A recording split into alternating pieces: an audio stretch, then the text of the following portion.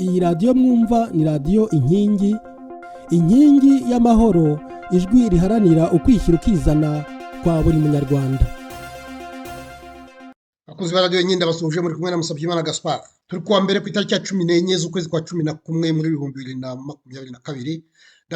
Ndabasuhuje ndagira ngo tugaruke ku makuru yaranze iki cyumweru turangije cyo kuva ku itariki ya 7 kugera ku itariki ya 13.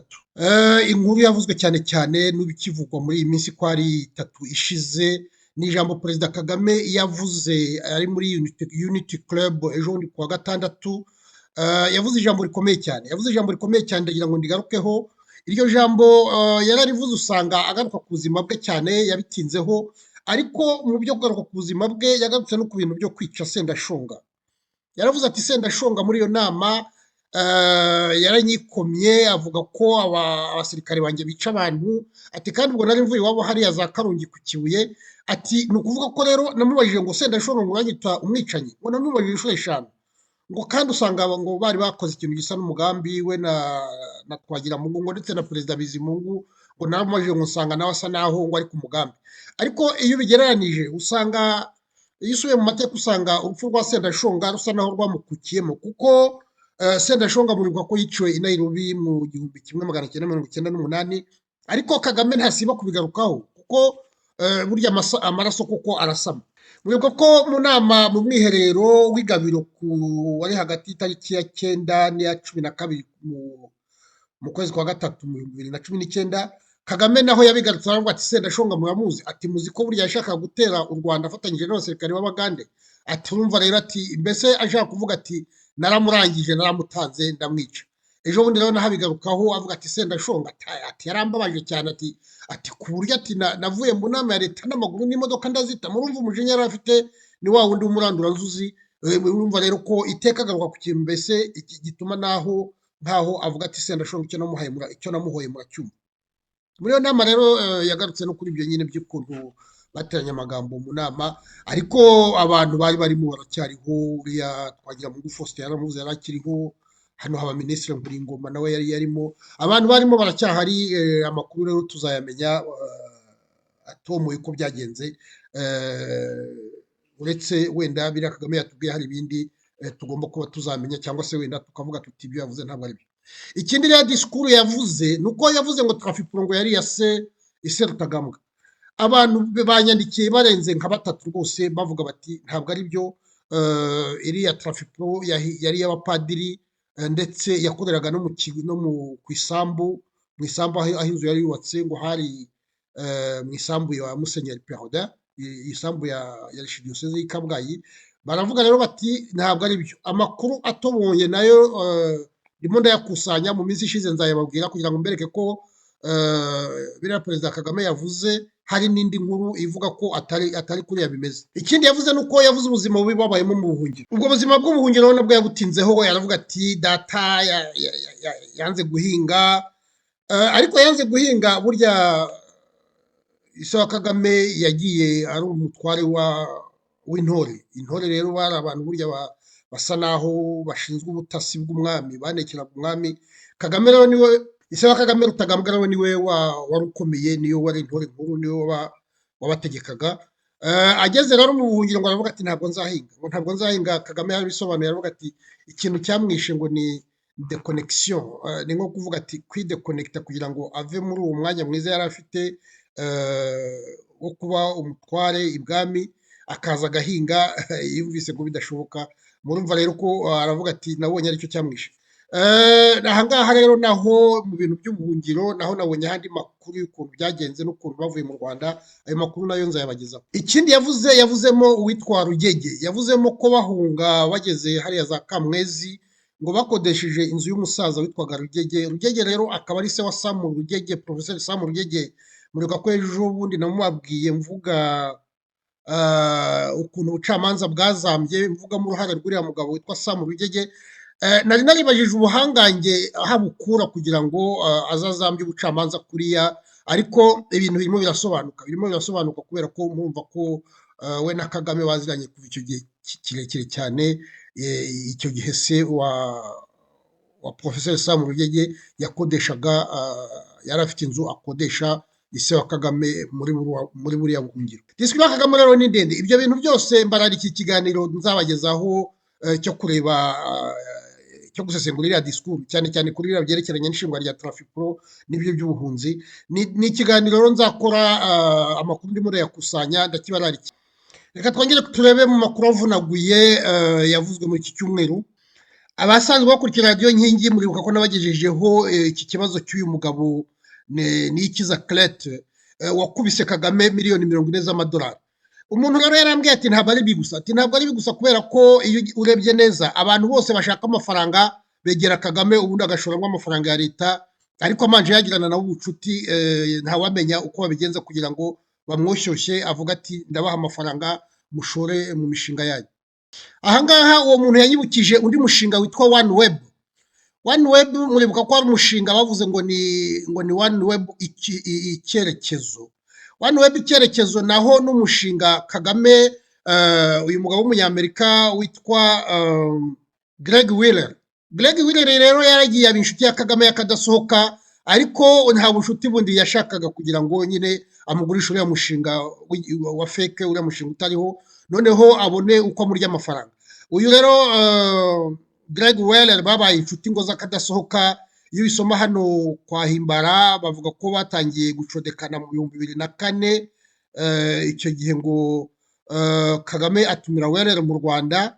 Hanyuma icyo gihe Wheeler yari afite isosiyete yitwa Telecom ishinzwe biriya nyine bya murandasi. Hanyuma mu 2006 Kagame agurisha uriya Wheeler Rwanda Tel. Hanyuma n'ubundi mu 2006 icyo gihe Wheeler isosiyete ntiyayigumana, ayigurisha na Mikoro Rwayitare. Mikoro Rwayitare nawe yari umunyarwanda ufite ubunararibonye muri biriya bya murandasi, ariko muzi ko nawe yahise apfa mu bintu bitumvikana. Nabyo rero bishobora kuba bifitanye isano na hari. Mu 2006 iriya sosiyete yari yarahaye Wheeler ayigurisha n'abaribiya miliyoni 100. Birakomeza mu 2011 Rwanda Tel irahomba. Mu 2013 iriya Rwanda Tel bayigurisha abantu muri Afurika y'Epfo. Hanyuma rero mu 2012 muribuka ko ariho uriya Greg Wheeler yageze akavuga ati reka mbashyireho satellite icyerekezo. Muribuka ko babivuze bigasakuza mu Rwanda bati tugiye kubona icyogajuru. U Rwanda se rwabona icyogajuru kugira ngo bigende bite n'ibihugu bikomeye ko bifite ibyogajuru bidafite byinshi, ko atari byinshi cyane. Cyarakomeje rero mu 2017 umubano wabo urakomeza. Hanyuma mu 2019 ngo Kagame yahuriye na Wheeler San Francisco. Hanyuma rero mu 2020 mu kwezi kwa gatatu OneWeb irahomba, ihombye nyine amafaranga za miliyoni na za miliyoni. U Rwanda rwari rwashoyemo, ariko kubera buriya bucuti bwa Kagame yavuze ati muzane amafaranga ya leta dushore mu mushinga, bihita bihomba. Murumva ayo nayo ni amafaranga n'ubundi Kagame wamuteye. Kandi kubera iki? Kubera ibintu by'ubucuti aba afitanye n'abantu badasobanutse, nk'uko akunda kuvuga iryo jambo ngo ni abantu badasobanutse. Hagomba kuba rero hari n'indi mishinga myinshi nk'iyo ngiyo bagiye barya mu Rwanda amafaranga, ariko kubera abantu Kagame aba afitanye nabo ubucuti. Indi nkuru ni inkuru dusoma mu kinyamakuru Eco d'Afrique mu nkuru ya Emmanuel Neretse. Emmanuel Neretse rero aravuga ati gutera Kongo, u Rwanda rutera Kongo. Aravuga ati uko bimeze muri Nord Kivu, ni inkuru yatangajwe muri iki gitondo. Aravuga rero ati uko bigaragara harimo amakuru menshi atariyo, za fake news, cyane cyane hari amakuru yo kuvuga ngo Uburusiya ngo bwahaye intwaro Repubulika Iharanira Demokarasi ya Kongo. Byagaragaye ko ayo makuru atariyo. Ayo makuru siyo, byerekana rero ko nyine u Rwanda rukomeje gutanga amafaranga mu binyamakuru kugira ngo bikomeze biharabike Kongo, ndetse biteranye n'Abanyamerika. Murumva mbese aho bashaka kuganisha. Ikindi nasomye muri iyi nkuru muri iki gitondo ni uko u Rwanda koko ngo nta ndege z'intambara rugira. Nta ndege z'intambara rugira kubera ko indege z'intambara ngo kugira ngo ziguruke burya mu minota nk'itatu igurutse ngo yaba yarenze ikirere cy'u Rwanda. Ni indege rero zihuta cyane ku buryo u Rwanda rutabona aho ruzikoresha. Ni ukuvuga ko niyo rwayizana yaza ikagwa mu Rwanda, ariko ntishobora guhaguruka, kuko iyo ihagurutse mu minota 2-3 yaba yarenze za imipaka yose y'u Rwanda yaba rero itangiye kujya mu kirere cy'ibindi bihugu. Indege z'intambara ngo yavuze nk'ababirigi, ababirigi kubera ko agahugu kabona ko ari gatoya, burya ngo bafitanye amasezerano n'ibihugu byose bidukikije muri cadre mu rwego rwa OTAN, kubera ko bafatanyije ibintu by'intambara, bakabwira bati dufite indege z'intambara zimeze gutya, iyo baguruka rero baravuga bati indege yacu igiye kuguruka, ni ukuvuga ko nayo iyo igurutse mu munota umwe iba yageze hepfo iriya mu Budage, ikaba yageze mu Bufaransa, ikaba yageze muri bihugu byose bikikije Ububirigi. U Rwanda ariko ngo kubera ko rudafite indege z'intambara kubera ubuto bwarwo, rwaguze ikintu cyo kurasa indege giteye ubwoba, narakibabwiye, ikintu baguze mu Bushinwa gishobora kureba indege, radari zacyo zishobora kureba indege iri kuri kilometero hagati y'150 n'ibirometero 250, kandi noneho iyo ndege ije bashobora kuyirasa ikiri kuri kilometero 50. Icyo gitwaro ngo kirahenda, nababwiye ko aribo bagifite bonyine no muri Afurika y'Epfo. Nigeze kubashyiraho ifoto yacyo, ni cya rutura, n'iki ngiki ngo cyitwa Sky Dragon 50 cyangwa se Tianlog 50. Ni intwaro rero iteye ubwoba, nk'uko mbabwiye nyine. Afurika y'Epfo yonyine ngo niyo ibifite, abandi babifite ngo ni mu Rwanda. Murabona rero nyine yaravuze iti nubwo nta ndege dufite ariko nta muntu uzadutera n'indege. Ni ukuvuga rero ko iki gitwaro kiri hariya ngo kigura amafaranga iryaguye. Tukiri kuri ibi by'intambara ya Kongo, dusoma muri kino kinyamakuru cya Radio Okapi ko inama ishinzwe umutekano ku isi ivuga ko igiye gufatira ibihano abantu bose baha intwaro, imitwe yitwaje intwaro iri muri Kongo. Iyi ni inkuru yo kuri 11 y'ukwezi kwa 11 ejo bundi rero, y'inama ishinzwe umutekano ku isi. Muri inkuru yo muri iki kinyamakuru cya Al Jazeera baravugamo ko Kenya izatanga miliyoni 37 z'amadolari mu kohereza ingabo zayo muri Kongo. Iyi ni inkuru rero yo kuri ku itariki ya 10 y'ukwezi kwa 11. Ingabo za Kenya rero muzi ko zahageze, zashize ibirindiro, ubu ngubu ziri mu mujyi wa Goma. Ejo bundi naho nari nabakoreye ikiganiro mbabwira ukuntu Ubufaransa burimo busa naho butibaba muri Afurika, ariko muri iki kinyamakuru cyabo cya France 24 baravuga ko Macron yavuze ko la stratégie militaire en Afrique finalisée d'ici 6 mois. Ni ukuvuga ko bagiye guhindura umuvuno mu byerekeranye n'ibya gisirikare muri Afurika. Ibi rero ni inkuru ya France 24 yo ku itariki ya 9. Macron rero yavuze ijambo avuga ko bagiye guhindura umuvuno. Nababwiye abakurikirana ry'inkingi n'ubundi, nababwiye ko Ubufaransa bumerewe nabi muri Afurika, ariko bagiye guhindura umuvuno kugira ngo barebe ko batangira amazi atararenga inkombe. Tukiri mu karere twagaruka kuri tweet ya Muhozi aho avuga ati nk'umutwe wa 23 ati ndatekereza ko kugira ngo urwanye ati ni ibintu biteye ubwoba, atuzawurwanya bizamukoraho ati kuko ati ntabwo ari abantu b'iterabwoba, ati barimo bararwanira inyungu z'abatutsi. Ibyo kurwanira inyungu z'abatutsi rero muribuka ko Perezida Tshisekedi ejo bundi yatumije abanararibonye bose, abasaza b'abahutu n'abatutsi bahagarariye imiryango yabo muri Kongo kugira ngo ababwire ko nta n'umwe Kongo irwanya, ariko murabona Muhozi ibyarimo. Ahangaha rero uyu mudamu witwa Ozarès Uwacu, yitwa Louise Uwacu, ku rukuta rwa Facebook rwe aravuga ati ese niba u Rwanda cyangwa Uganda bishobora gutera Kongo kugira ngo barengere ngo abantu bitwa abatutsi bo muri Kongo, ati ni ukuvuga ko Kongo nayo ishobora gutera u Rwanda kugira ngo irengere abantu bavuga ko ari abahutu bo mu Rwanda. Ati kuki ibyo bitashoboka? Ati umuntu ukina uwo mukino murumva agamije iki? Ati mubitekerezeho mbere yo kohereza ngo ni mubyara wacu Muhozi kugira ngo avuge ko umutwe wa 23 utera kugira ngo urengere abatutsi bo muri Kongo. Ati mw'abantu mwe, ibyo bintu bene wacu murabona ko ari ibintu bihabanye, ni ibintu koko biteye ubwoba. Tukiri muri Kongo ndagira ngo mbabwire ko Felix Tshisekedi yahuje nyine nk'uko mbabwiye mu kanya abasaza bahagarariye imiryango yabo. Ni inkuru rero tubona mu binyamakuru byinshi, murabona ni inkuru dusoma muri iki kinyamakuru cyo muri Presidence, arahavuga ko Felix Tshisekedi yahuye n'abahagarariye abahutu n'abatutsi muri Congo kugira ngo bavuge ibyerekeranye n'ubumwe bw'igihugu. Iyi nkuru kandi tuyibona muri iki kinyamakuru cya Actualité CD, nacyo kivuga ko muri aya makimbirane Felix Tshisekedi ashaka kugira ngo avuga ati abahutu n'abatutsi bo muri Congo ntacyo babaye, arimo arabahumuriza. Nk'iki kinyamakuru cyitwa Politico nacyo kiravuga ko yahuye na communauté tutsi Rwanda Fone pour la sécurité, yahuye mbese nabo abatutsi batuye muri Congo kugira ngo nabo abahumurize.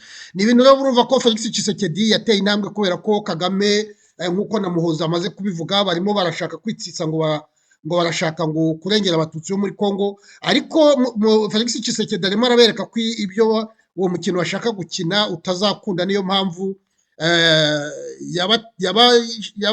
yabakura inzira ku murima yakira bariya bagabo bahagarariye iriya miryango y'abahutu n'abatutsi muri Congo. Iki kibazo cyo muri Congo rero gihangayikishije abaperezida bo muri kariya karere. Murabona ko Ndayishimiye yahuje Ruto, Kagame, Sama Rukonde uriya ni minisitiri w'ububanyi n'amahanga wa Congo, hanyuma na Samia ni perezida wa Tanzania ku kibazo cya Repubulika Iharanira Demokarasi ya Congo. Aha rero ni ku itariki ya 8 ni ukuvuga kuwa 2 w'iki cyumweru gishize. Icyo gihe rero bari bagiye muri iriya nama ishinzwe imuhinduka ry'ikirere ryabereye muri Misiri, niho rero yabahamagaye ati nimuze tuvuge kuri kiriya kibazo. Bavuga ko imyanzuro y'inama yabo nk'uko tubisoma muri BBC hano nyine itaratangazwa kugeza ubu, ariko sinzi niba hari icyo bizatanga, kuko muri Congo naho barabona ko ubu ngubu barimo bahamagarira abakiri bato ku bwinshi kugira ngo bajye kurwana intambara yo kubohoza igihugu cyabo. Rero murabona Perezida Kagame na Perezida Ndayishimiye na Perezida Ruto wa Congo. Tugarutse mu Rwanda gato, ndagira ngo mbabwire ko Pierre Claver Karangwa wari warafashwe n'Ubuholandi bavuga ko bagomba kumwohereza mu Rwanda kubera uruhare yaba yaragize muri iriya ntambara n'ubwicanyi na jenoside byabaye mu Rwanda hariya muri 1994. Urukiko rero rwanzuye ko atakigiyeho kubera ko bakeka ko atabona ubucamanza, ubutabera busesuye, kubera ko nyine nahoze mbabwira ko ubucamanza mu Rwanda ari tekinika ryuzuyemo. Ariko icyo nshaka kubabwira ni uko ikinyamakuru Igihe cyari cyanditse ku itariki ya 10 y'ukwa 11 ngo Karangwa ukekwaho uruhare muri jenoside agiye koherezwa mu Rwanda. Iyi nkuru ni ukuvuga ko ubucamanza bwo bwari bwavuze ko Karangwa adashobora koherezwa mu Rwanda, ariko Igihe nyine kubera ko gihora gishaka bya bindi by'itekinika by'amakuru, murabona ko Rwarinda Pierre Celestin iyi nkuru yari yakoze ibyo bita capture d'écran, bayisibye rero ari uko amaze kuyifata aravuga ati murabona ko ahangaha bari bavuze ngo urukiko rwo mu Buholandi rwagumishijeho umwanzuro wari wafashwe wo kohereza mu Rwanda Pierre Claver Karangwa kugira ngo aburanishwe ku byaha ashinjwa byo kugira uruhare muri jenoside yakorewe abatutsi. Murabona ko bavuga ngo urukiko rwabigumishijeho, kandi ntabwo ari byo, kuko nyine nk'uko Pierre Celestin Rwarinda bivuga, urabona ko yari yakoze nyine yari yabifotoye byarasohotse ahita bifotora, hanyuma bahita babonye ko atari byo, kuko urukiko ntabwo ari byo rwari rwabuze. Bahise rero babihindura, buriya bakora nk'akamashu. Murabona ko bahise babihindura, baravuga ngo basimbuzaho iyi ngiyi ngo urukiko mu Gihe, uyu witwa Nsengiyumva Bahati nyine aravuga ati bahise babihindura bashyiraho iyindi nkuru ivuga ngo urukiko rwanze ko Karangwa ukekwaho uruhare muri jenoside yoherezwa mu Rwanda. Kandi ni inkuru zose bazanditse ku itariki imwe, ku itariki ya 10 y'ukwezi kwa 11. Mbese ahangaha iyi nkuru nayigarutseho kugira ngo mbereke ko mu Rwanda ibintu byose ari amabeshyo, ibintu byose ni tekinika, ntaho bukikera. Mu bucamanza baratekinika, mu makuru baratekinika, mu madisikuru baratekinika. U Rwanda rero mu rusabire. Ngira ngo ntabwo narangiza ntababwiye inkuru ya Minisitiri Gatabazi Perezida Kagame aherutse kwirukana, muzi ko yari Minisitiri w'ubutegetsi bw'igihugu. Murabona rero ko nyine inkuru yatangajwe mu Gihe ngo Perezida Kagame yakuye ku mwanya w'Uminisitiri w'ubutegetsi Jean Marie Vianney Gatabazi amusimbuza uwitwa Jean Claude Musabyimana. Gatabazi rero bamaze kumwirukana yaratakambye rero Gatabazi, ndetse yashimiye Perezida Kagame ati rwose mwarakoze nyakubahwa Perezida Kagame ku nshingano mwari mwampaye nka minisitiri w'ubutegetsi bw'igihugu, ati igihe cyanjye nabaye minisitiri, ati hari ibyo nakoze byiza, ati narishimye, ati nkorera n'igihugu, ati ariko ati kandi mbamenyeshe nubwo mwanyirukanye rwose, ati mbamenyeshe ko nzakomeza kuba nk'umugaragu wanyu rwose, ko ntazabatezukaho, ati kandi ndasaba imbabazi niba hari ibitaragenze neza mu byo nakoze byose, ati ni ukuvuga ko nabyigiyeho. Hanyuma aravuga ati ndashimira n'abo twafatanyije bose.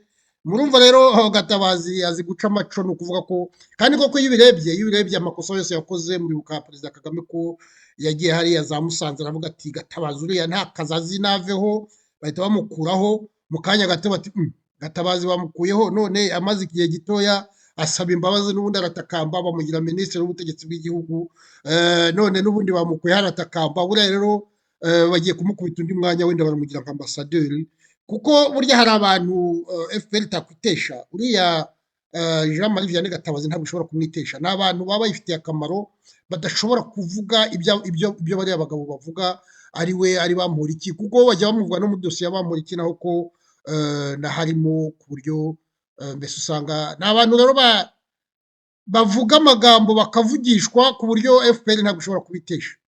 Ni ukuvuga ko nawe aracyaryaho, ntabwo byari byarangiye. Ikindi kiravugwa mu Rwanda ni izamuka ry'ibiciro. Izamuka ry'ibiciro baravuga ko ibiciro byazamutseho 20%. Birakabije rero, birakabije. Ikiri cyo ni uko ahantu hose ibiciro byarazamutse ubu ku isi, na hano mu gihugu ibiciro byarazamutse, ariko kugira ngo bizamuke bigere kuri 20% ni ikibazo gikomeye cyane. Kandi rero hano iyo ibiciro bizamutse bakora icyo bita indexation, ni ukuvuga ko uko ibiciro bizamuka bagenda bongeraho amafaranga, uretse ko n'ubu ngubu hamaze iminsi imyigaragambyo bashaka kubongeraho menshi. Ikindi ikibazo rero kiri muri biriya bihugu bya Afurika nk'u Rwanda ni uko ibiciro bizamutse umuturage arahagwa, nta marengero aba afite, ariko hano ho ntabwo biba byazamutse cyane, usanga byazamutseho 5, 7, ariko ho baragerageza bakabikumira ndetse bagatanga n'amafaranga yo kugira ngo aho ngaho ibiciro byakomye mu nkokora umuturage mutoya bamuhe amafaranga yo kumushumbusha. Aha rero ni ikibazo gikomeye cyane, 20% ni birakabije cyane cyane nk'ibintu by'ibirayi bihingwa hariya, ubundi ntibyagombye kuzamuka kuri kariya kageni. Murabona ko byakabije, baravuga ngo urebye mu byaro ngo mu Kwakira 22 ibiciro byiyongereyeho 39 n'ibice 2% ugereranyije no Kwakira 24, ngo muri Nzeri 22 byari byiyongereyeho 28%. Numva rero ikintu kiyongereyeho hafi 40%, ni ukuvuga ko igiciro kiba kigiye kwikuba kabiri, ntabwo ari ibintu byoroshye rero. Maze rero ni kuri iyi nkuru y'izamuka ry'ibiciro n'ibya Gatabazi nibyo ntangirijeho muri aya makuru. Ndabashimiye, mwari kumwe na Musabyimana Gaspard, buriya naho kuwa mbere utaha.